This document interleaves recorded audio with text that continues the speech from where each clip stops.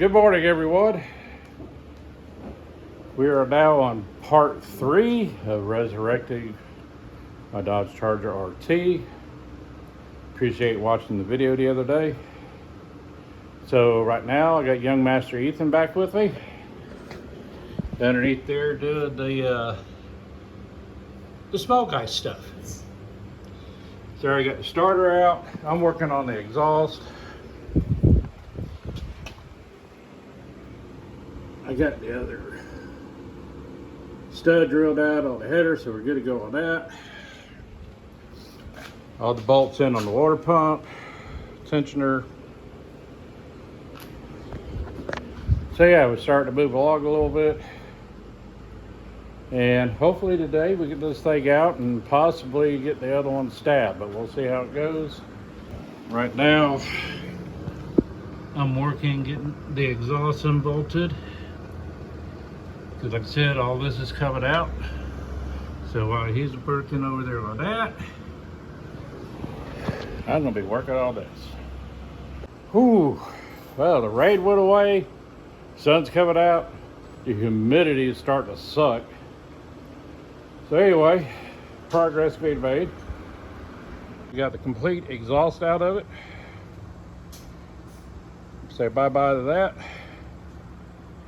I might put it on Marketplace as a complete set if somebody wants to go back to stock. If not, I'm going to call my cat guy. Recoup a little bit of money. So anyway, back to tearing everything underneath that part. Hopefully here soon. Yeah, we might be hooking the hoist up to it. Well, after getting everything done underneath. It is dusty and dirty under there. And I've actually started jacking up on it and it's wanting to come out. So let's get her out. Success, it is out. We have a clean hole, but I do believe we're going to be hitting this thing with a bunch of brake fluid. She's a dirty. So now that we got this one out, we got to transfer stuff over. Engine mounts, dipstick tube, heater tubes, valve covers, and the plugs in this thing they weren't that old, so I'm going to take those out, put them in the other engine. Water neck's coming out, and balancer. And we're going to put it all on that. We measured the width. Looks like it'll go in with the headers. It's still going to be tight, and there might still be a possibility that we might have to take one loose.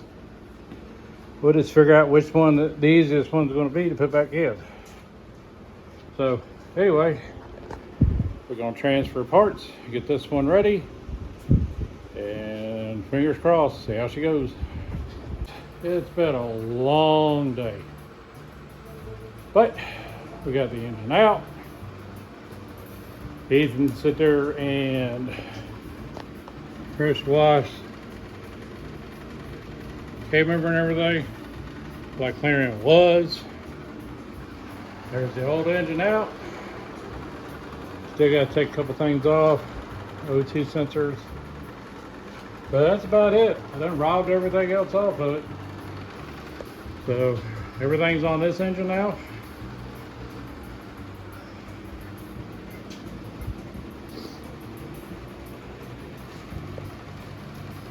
Basically ready to go back in the car. Now, I did have to make a modification here. Had to make a little bracket to go from the manifold bolt to the dipstick tube, because the way this is shaped here on the header, it wasn't going to allow me to get over to there. So we got all that straightened out. Mounts are on, thermostat's in, plugs are in. So yeah, I'll get it now. Let's go our part of the store, get some oil filter. And I need to get a fuel treatment to put in the tank and get that all shaken up, get a couple gallons of fresh fuel in it. And start stabbing it back in.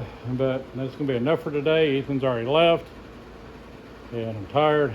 So other than that, we're gonna sit there and get back on it hopefully tomorrow. Oh, it's Sunday. So anyway, good night of sleep. Still feel tired, but like I said, at least everything's together, all this. But I have a problem. I need to put a pilot sleeve in.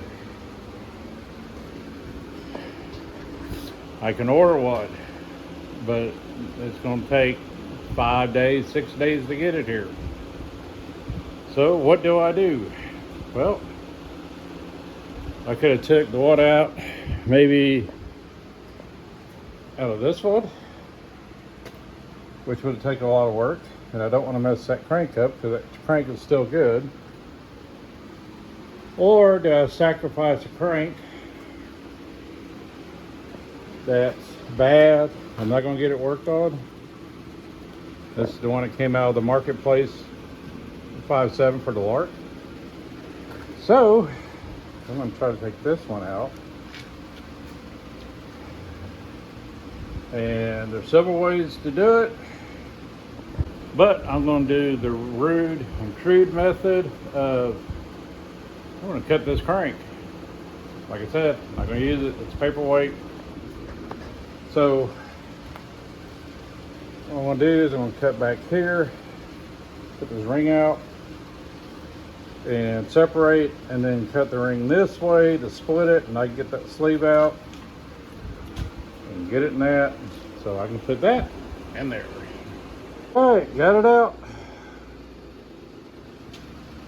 And like I said, I wasn't worried about it. This crank wasn't going to get reused anyway. Actually, it's going to scrap. I am going to take the toe ring off of it though and save it.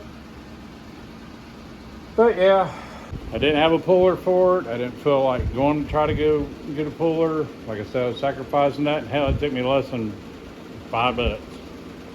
So now we're going to put it on the other one. And just like that, reinstalled. So I just took the socket that was the same diameter and just tapped her back in. Now we're good to go. All right, I'm slowly getting her back down in there.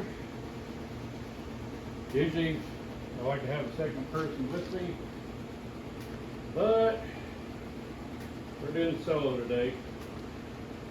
So I'm just very easily going back and forth with it. You know, kind of get close and then do a lot of cussing. Alright, hold on for a second. Check where I'm at.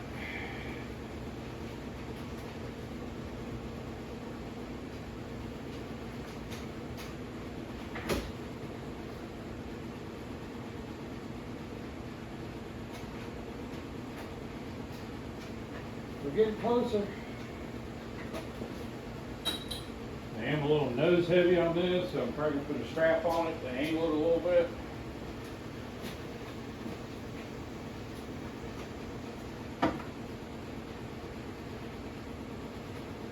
So, it's got me just at the bell housing. The Eagle has landed. So,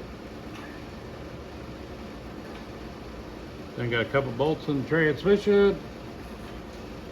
Now let the rest of the pressure off.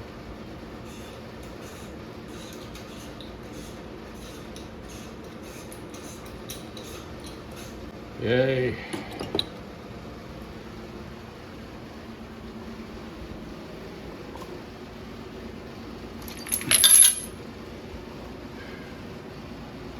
All right. Like I said, everything's made. I just gotta put the bolts in now on the transmission, and then get everything underneath. Get all that tied in, then I'll get to the top. The same thing, reverse order. It actually went in pretty good considering it was just me today. So, thumbs up. All right, it's the next day. Thought I was gonna get further along than I did yesterday. Everything was going so smooth. And then I hit a little roadblock which turned into, what's the old saying, you're one bolt or one fitting away from it being an all-day ordeal. Well, that's what happened here, but we do have a remedy for the situation. This is my oil pressure sensor, and it's supposed to go right there. But if you look, let's see if I can get down in there. There we go.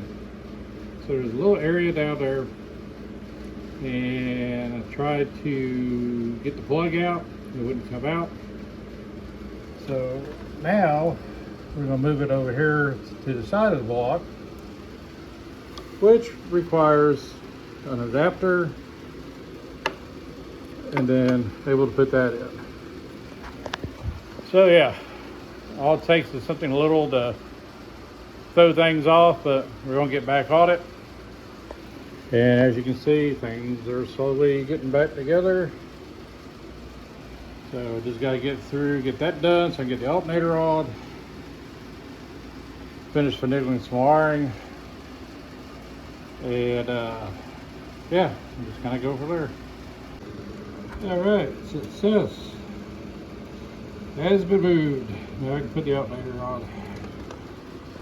Well, Ethan, spending a day and a half of putting this engine back in. Everything was all buttoned up. Turned her over, make sure she had oil pressure and everything, which we found out she's got a lot of oil pressure. Plenty. Considering that it's shooting up over the car and everything else. So anyway, guys, this is not the ending of the video I wanted to do, but I'm gonna have to just say it. Shit happens. I'm not happy about it. This is the first time I experienced this issue, and I've been working on these things for a while. But we have brand new lifter issues, which really sucks. So on this side, cylinder number 6, they build up, bleed off, build up, bleed off, build up, bleed off, to the point to where now the rockers will move on cylinder 6. But then we can turn around and turn it over again. It'll build up enough pressure, rock them back and forth for a few, and then back to nothing again. Over here on cylinder 1, we're having kind of the same issue. And so yeah, I'm not happy. And before you sit there and say, did you make sure the push rods were seated in? Yep. And new parts gone bad. Hell, don't even have 4 minutes of actual run time. So she gets to come back out. We get to tear the heads back off, pull the lifters out, and put another set of lifters in it. Hope for the best. Can we all say, yay? Hooray. Hooray. So I tell it like it is. I don't hide anything, and this is where we're at. I'm not happy about it. So I'm going to tear these apart, and just happen to have a brand new set of comp lifters that I might have to borrow until we get this figured out. But these were Mopar factory replacement lifters. So she gets to come back out. So it's probably going to be a week or so before this happens. Now just to the point, I don't know if it's going to make the no-name nationals or not in time. And I just don't want to push myself that hard. I've been pushing myself for the past day and a half on this thing, 2 days, and my body's telling me I need a rest. So anyway, Ethan, trials and tribulations. Trials and tribulations. So other than that, guys, that's going to be it for this video. And we're going to take her back apart. Other than that, y'all have a good one, a safe one. We'll See you down the road.